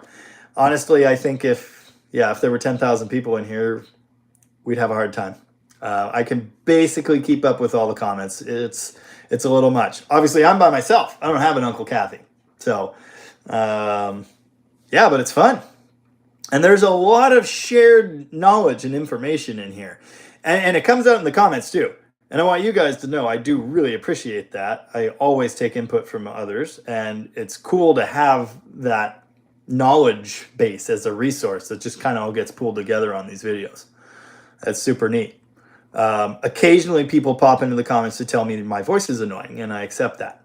But mostly it's super positive and knowledgeable people. So yeah, it's cool. If those are the kinds of people that like my videos, I think, personally, I'm doing something right. 1 barrel gets you in town, 4 on the highway. Yeah.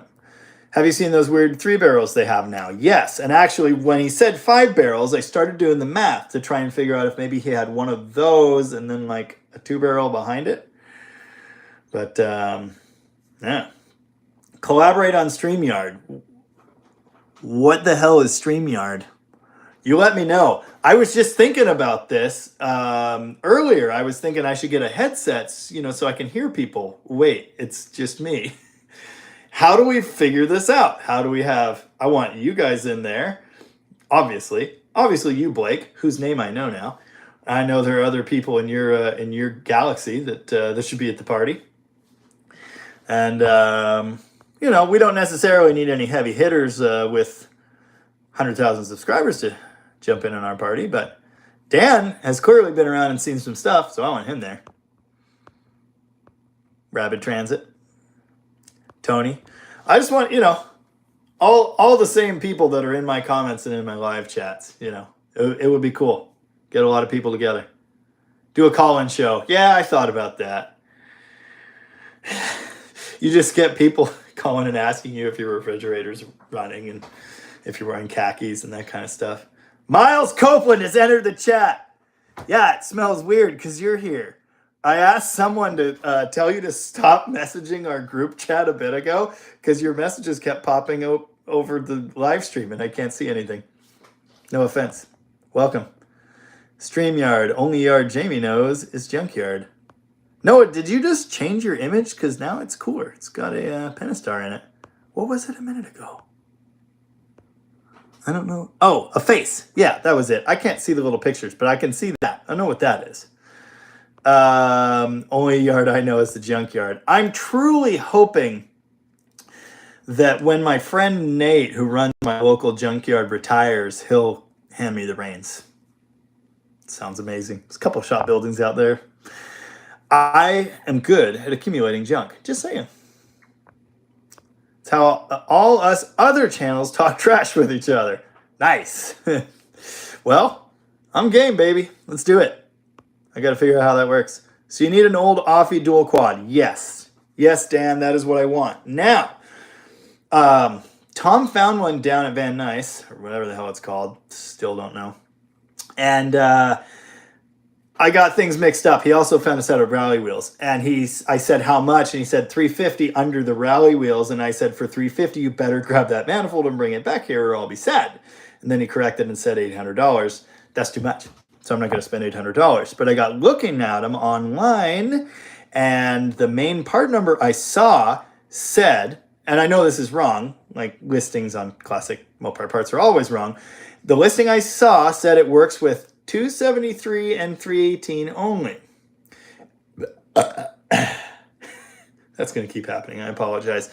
And I saw one listed on Etsy of all places, and it said it was 273 with the different intake bolt angles. So you've been there and done that. Are they all the 273 bolt angle and that listing is wrong? Or are some of them 273 bolt angles, some of them are the other, and I could just get the one that's on Summit and it'll work? It's a little expensive too, but it's there. Let me know. But yeah, that's kind of what I want to run. The Offie Dual Quad, dual, either Edelbrocks or old school Carters would be cool. And of course, now that I'm hanging out at a restoration shop all the time, there's a mountain of the old school AFBs in the back with the smaller air horn. Of course, then I'd need air cleaners for them. Or, dual little air horns. Velocity stacks would be fine. Sounds like a you problem. You gotta live with it. Smells like old gas and gear lube. Dude, my 3rd gen Cummins, I've had parked for the last 3 weeks, pretty much since I emptied the old shop, finally finished emptying the old shop. And let's just say there were some spills. Anyway, I popped the canopy on it this morning and just hit by a wall of that smell that you're talking about. The dead dinosaurs, the greasy floor on the back, in the back room of the shop that's been around since the 70s, where there's like a nudie mag from the 90s pinned to the wall and Skinner's playing. Yeah, that smell. I don't want that smell to be my life, but sometimes it is.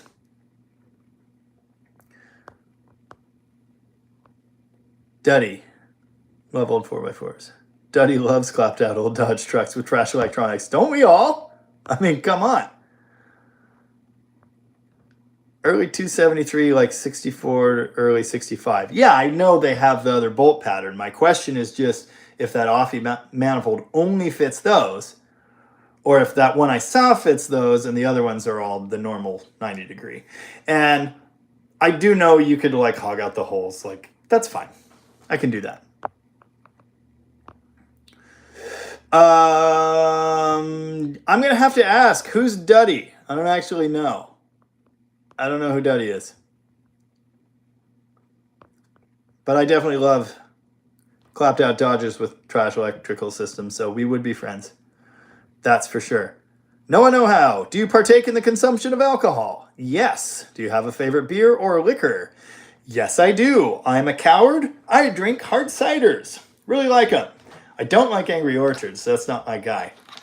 Last week, I was drinking a baked apple, which is really good. But unfortunately, I drank today's cider last night. So I'm taking a night off. I didn't get, wasted or anything, but self-control is important.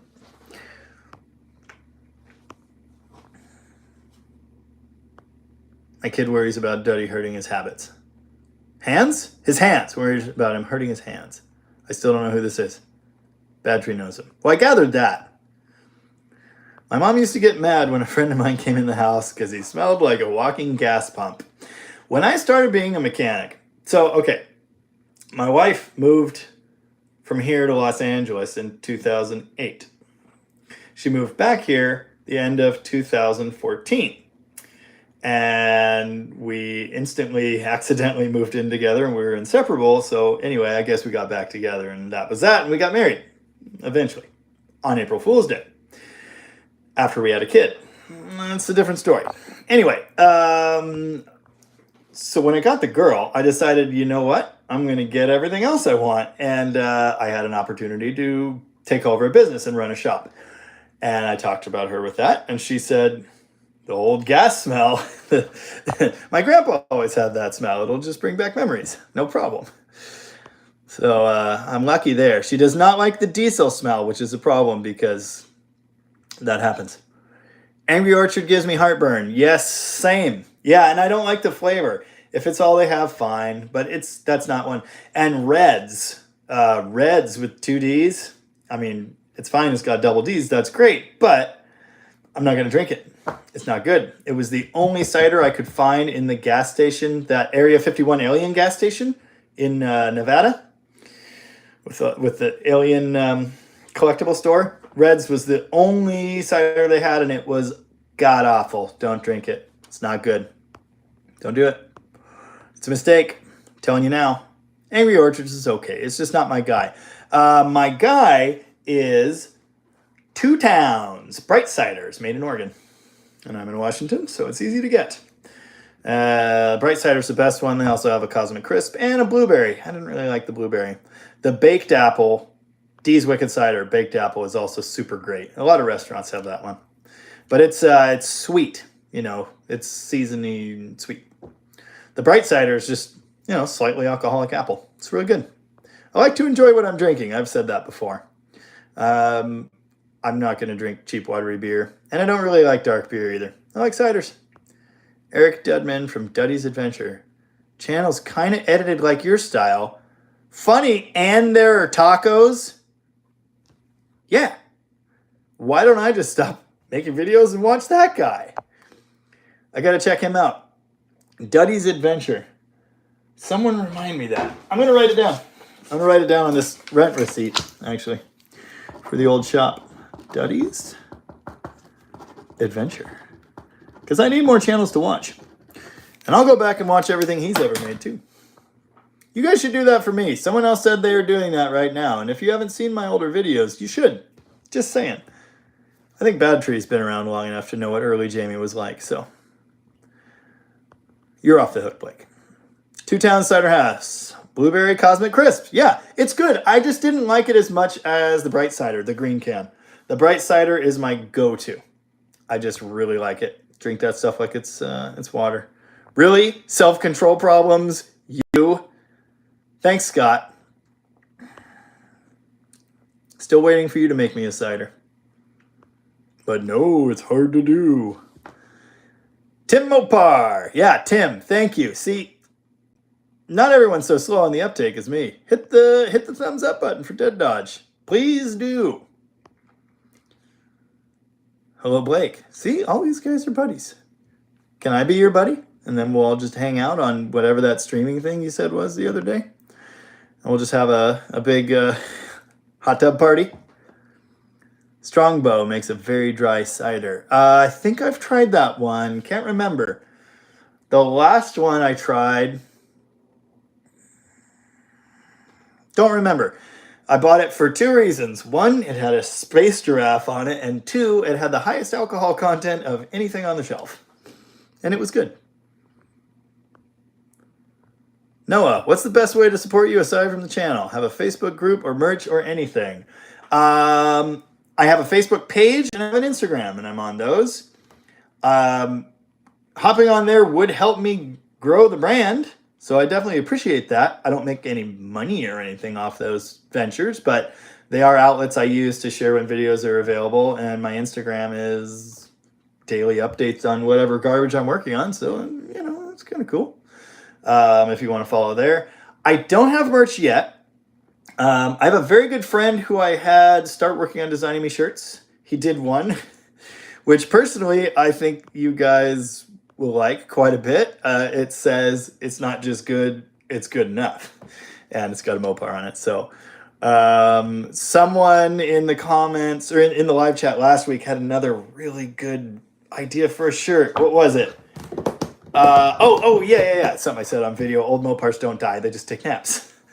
So I'm really hoping, by the way, guys, I've been a little worried about this from the start of the channel. I'm hoping no one at FCA or Stellantis or whatever they're called now notices me and hits me with a ban hammer for being called Dead Dodge Garage. So I'm a little hesitant to put Mopar on a shirt too, but other people I won't mention do that all the time. So maybe I'm fine. Anyway, old Mopars don't die. They just take naps. So anyway, having said that, I'm going to do shirts and stickers. It's kind of like when I started the channel, I was waiting literally for years for someone to come along and do the filming for me. And then I just realized one day I have an iPhone. I can do it myself.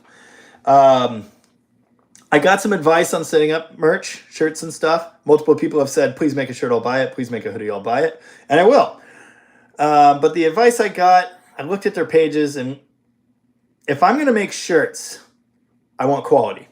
Okay? Like roadkill shirts. Quality. David Freiberger shirts especially. If I'm going to do it, I want good stuff. So I want cool designs. I don't want to be a hack, and I want it to be good. So as soon as I can figure out how to make that happen, I will have merch for you to buy. Other than that, feel free to hit the super chat button and send me a tip, guy. I'm not here to beg, but I got my hat out. Normally stout, brewed before. Oh yeah, I remember. I missed a lot of stuff. Electronic ignition vids hooked me on your channel. Awesome, thanks. I guess that means I did a good job. That was the very first one I did where I decided to get silly. So, you know, that a lot of good came out of that, but a lot of people hate it. So I'm going to keep doing whatever I feel like. And I do really, those are my best videos. Of anything I've done, those Chrysler Mopar electrical guide videos are the best. Sure, my Demon video got 50,000. The couple Charger videos, one of them's at 13, 4,000 on most of the other ones. And everything I make that says 340 Demon does well. But those guide videos, they just keep going. They just keep going. I mean, it's hundreds and hundreds of views a week because they're useful information. And I understand that. I need to do a lot more of that. And I think I have more useful information to help. I know that. So now you know what I'm going to do? You know what I'm going to do? I'm going to make you a moderator, Blake. Figure it out. Thanks for helping. I found that button last week, but I forgot. I was drinking. Also, I do know that I can flag them. I can hide user. Bam. It happened last week. I'm slow. I'm trying to get through all the things. I don't want to miss anybody. Scott doesn't want to brew what he doesn't drink. Well, someone will drink it. Mitch is a bourbon guy. Hard not to be, as most of it's made around me. Yeah, right. Respect. You're in the right place. Cider's made around me. I'm in the apple state. I actually have apple trees, and I do have big dreams of fermenting some of those apples at some point into something I can drink. But I started looking at how to do it. I made jam a couple times now and looked at what I need to make alcohol, and it looks like a substantial investment of time on my part, so I'm not there yet. I drink the hard stuff. Mountain Dew. Respect. Unless you mean moonshine. Maybe you mean moonshine. Which, whether that's what you mean or not, I don't think it is. Reminds me that I used to cruise around. Oh, Bad Tree, pitching into the beer fund again. Thanks, Blake. Between this week and last week, you've now almost paid for the beer I bought last week. Remember inflation? Oh, yeah. I remember. Anyway, I used to spend some time in my gigging every weekend days cruising around in a 1970 Buick Electra 225 that allegedly had a bottle of moonshine smashed in the trunk. And let me just tell you, man, that smell doesn't go away. Never forget it. Old musty GM interior smell. Hank the First on the 8-track. Noah, thank you. I shouldn't have asked. I actually regret asking. I'm not here to beg, and I'm not here to get rich, but I do appreciate it. I know you guys appreciate the videos, so I'll take your money. And Blake, you're a good dude. Now you're my moderator. Enjoy. But anyway, Hank the First on the 8-track. Musty GM interior smell. 70 miles left lane. And the whole car reeks of moonshine. Trunk's all full of gear. Yeah. Good memories. I've never drank this stuff. Not once. And I don't plan to. Tim, I can't drink anymore. I can't drink and I don't smoke cigarettes anymore, but I still smoke the green. Respect! All the respect in the world. I don't care if it's legal where you live or not. All the respect. That gateway drug stuff's total bullshit. Yeah, I'll pick up a joint or an edible every once in a while.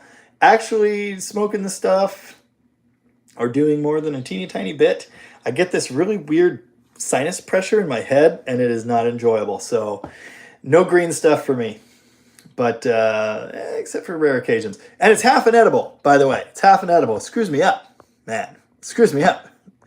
But all the respect in the world to you. And it's better for you than drinking. There you go. Tony, that's how I found your channel, looking for wiring info. That's how I hook them, man. I give them useful information, and then I pepper them with BS no one cares about. Someone commented not long ago on, it might have been a technical video, I can't remember. And they said, man, I love your stuff. I would subscribe, but you post way too much trash. And I'm not mad about that. I respect it.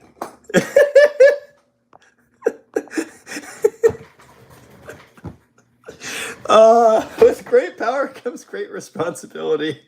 And I guess Blake doesn't have any because he just nuked Jay from orbit. Oh, man. That's good stuff. Later, dude and dudes. Don't forget to tip the entertainment. If you want to try my merchandise guy, PM me. I do. Your stickers are super nice. Blake, I need to do that. We talked about it before. Stuff in my life just goes between closing my shop, moving everything in here, and then working up at Rocket. I'm commuting an hour each way out of town 3 days a week, and then scrambling to get mail trucks and jobs done here, and then, oh yeah, work on my own stuff. And did I mention that I have a family and a house? Things fall by the wayside. I really do want to do merchandise. I was going to wait till the channel got bigger. But I'll make it happen. It's going to happen. Noah, again, thank you. I'm trying to rock. I'll keep doing it. Dan, used to work for a major manufacturer. They went after infringements. I know, and I'm worried about it. And if they send me, cease and desist and say, hey, man, it's not really cool, I accept that. Scott, who's always trolling me in the comments, named the channel. He didn't do it on purpose, but like years ago, he referred to my place as the Dead Dodge Garage, which is fair because they're usually dead and that's where they congregated. They kind of reproduced like rabbits and there was just crappy A-bodies and things everywhere. So it was Dead Dodge Garage, and it was meant, I believe, as an insult. And so what do we do with insults and things like that? We own them. I own that I'm annoying, and I own that my place is Dead Dodge Garage. So that's what it is. And if they nuke me for Mormon, it is what it is. I'll change the name. That's not a problem. I don't know what I'll call it, but we'll blow up that bridge when we get to it. Massey Kid, you're back. Man, it's probably getting a little late for you. Don't you have farming to do or something in the morning? Found a channel looking for help on my voltage regulator. Yeah, a lot of people are looking for that, and that's the thing. Like, I know there are other videos out there, and I've seen a lot of them, but I just hope that I can be entertaining and informative and, keep people engaged and explain things in a way that makes sense. And an electrician coming in and trying to do that, it might not make sense. So, yeah, hopefully a lot of people are finding that information useful. And I know they are. I get comments all the time. So, yeah, I dig that. How come a guy had to close up his shop? Oh, there's a story. Guys, we're getting pretty close to 2 hours. 8 o'clock Pacific time is usually my relax and have a bite and watch TV with Mrs. Jamie time. So I will be going to do that soon. I thank you all for hanging out, and I thank you for your questions and constructive comments. And hopefully someday soon, Blake will be banhammering Jay in a group live stream that we're all doing. That sounds amazing, and I am completely in support of that. I need a Jiffy Lube Rejects shirt. You got my address. Just saying. I went through and tried to pick one on your shop to buy. I really did. I didn't find one that said Jamie to me, so I haven't bought one yet, but I will. I will support you back. I promise, and I thank you. Noah, it's a good story. It's a bit of a long story, so maybe I can make it a short story. After Mrs. Jamie moved back and we got together, I decided maybe I can have all my dreams. My secret dream was to run an automotive repair shop and work on old Mopars. I just never said it out loud. And when the opportunity to run a shop fell into my lap, I said, okay, cool. And she got a good job as the breadwinner, and so I was able to do that. I'm very thankful for it. And I built a great reputation, and I'm not exaggerating. I had a couple unhappy customers, but I did run a successful, popular business with great reviews. We undercharged for everything. We overbooked all the time, and we tried to do great work on a shoestring budget. And after the first okay, we started the business with a toolbox that came with the business full of greasy, disheveled tools that, there was nothing there to work with, guy. I brought in my Craftsman carry box. I set it on top of that box, and that's what we ran out of for months. And when the tool guys came by, we said, no, no, thank you. We aren't buying what you're selling. We're good. We're going to keep making money and doing it the cheap way. And that's how we did for a while. And we started being profitable, and we got a good reputation. And my brother and I went, okay, cool. This is going good, and we've got extra money. We could save it for a rainy day, or we could invest in tools. We invested in tools heavily.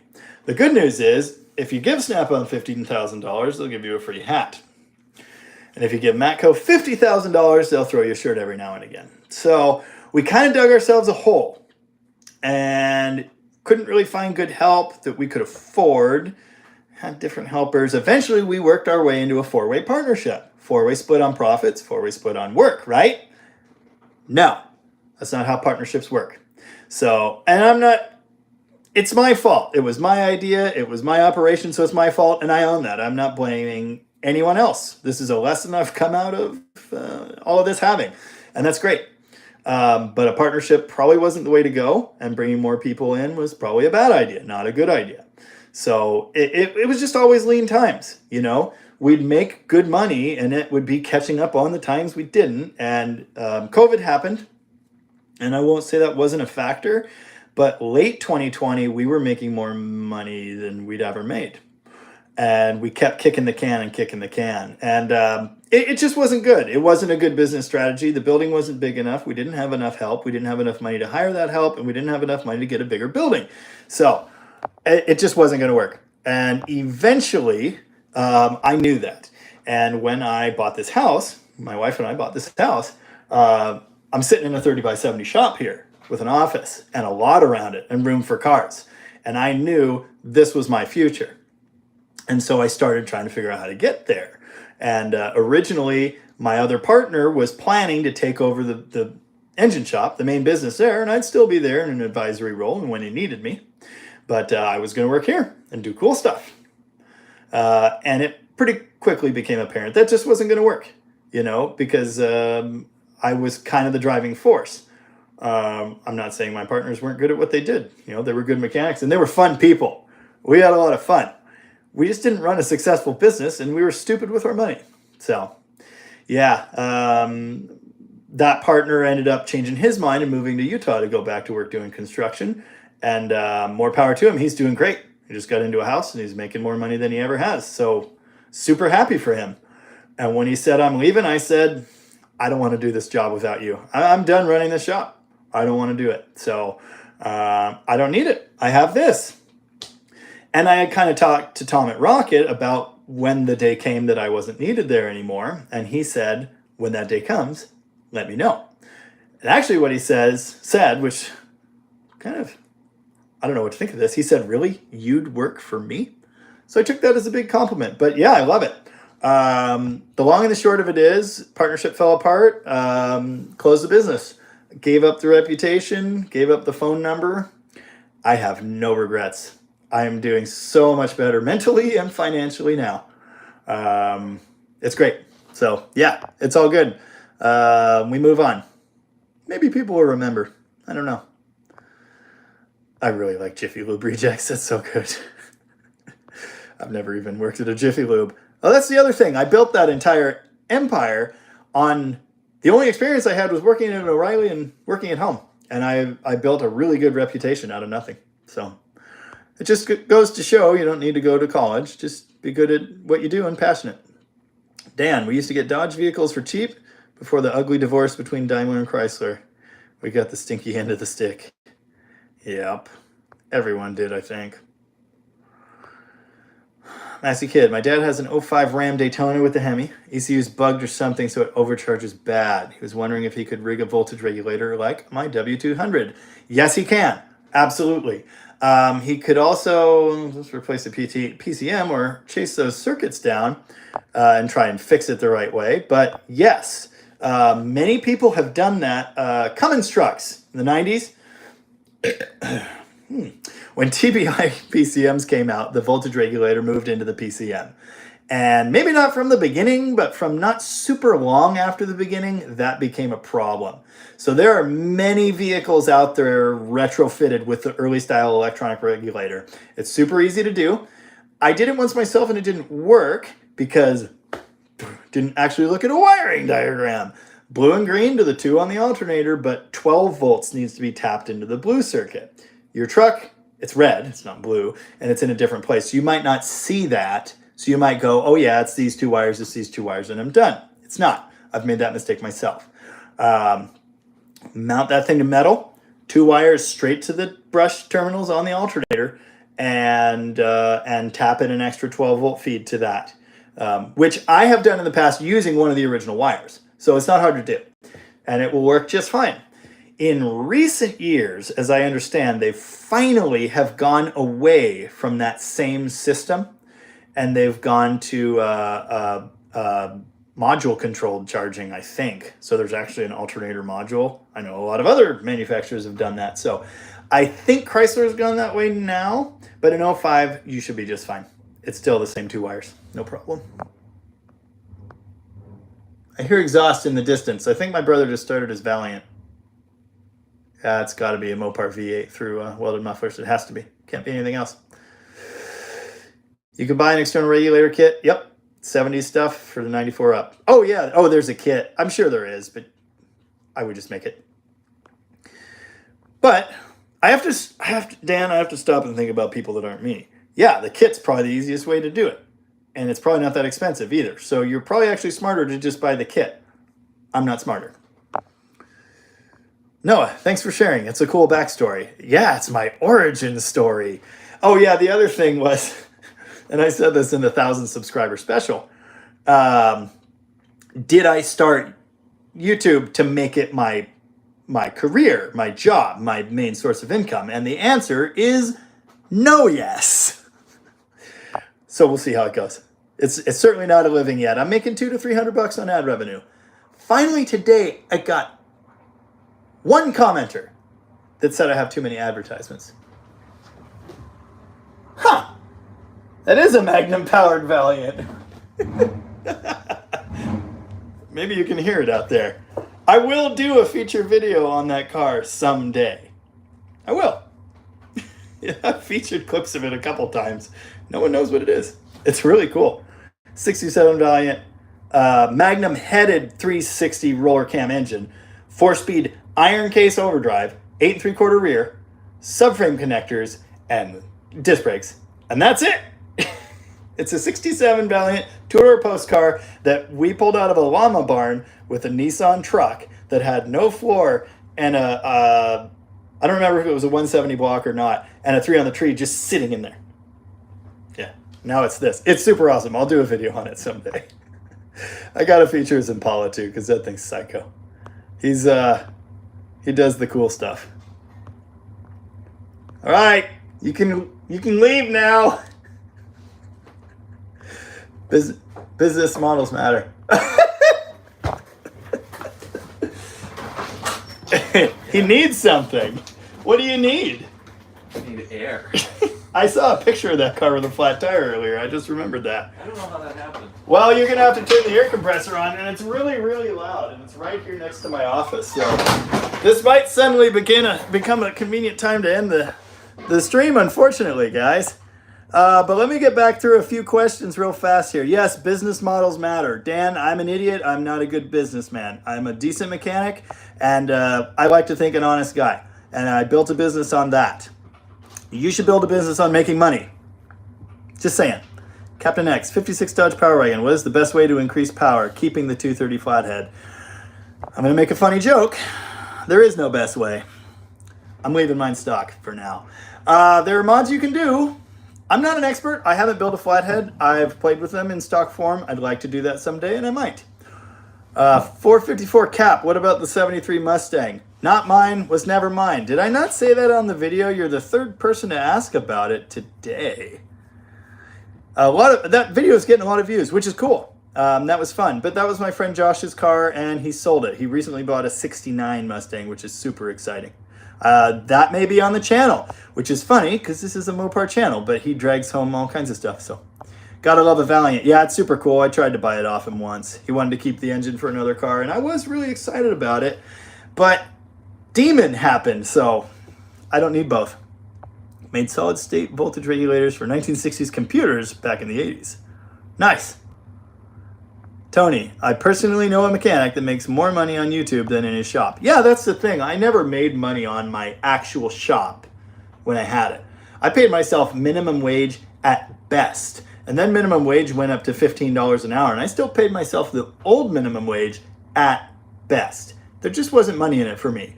I made money on side hustles. Selling parts, engines, projects, and doing side jobs and tows and stuff. But the shop itself did not make money. You need an American flag in your office. Yeah, you're probably right. Got Raptor Jesus, though. Yeah, that's why we never made it. But what about the 73 Mustang? I hope I've answered that question. Is it loud enough? Yeah, I think it's loud enough. What do you guys think? Air compressor good? You got a 69. Nice. Well, what with the noise pollution and everything, we did just hit the 2-hour mark, so it's relaxing time for Jamie and Mrs. Jamie. I'm gonna head out. Thank you to everybody. Thanks for Blake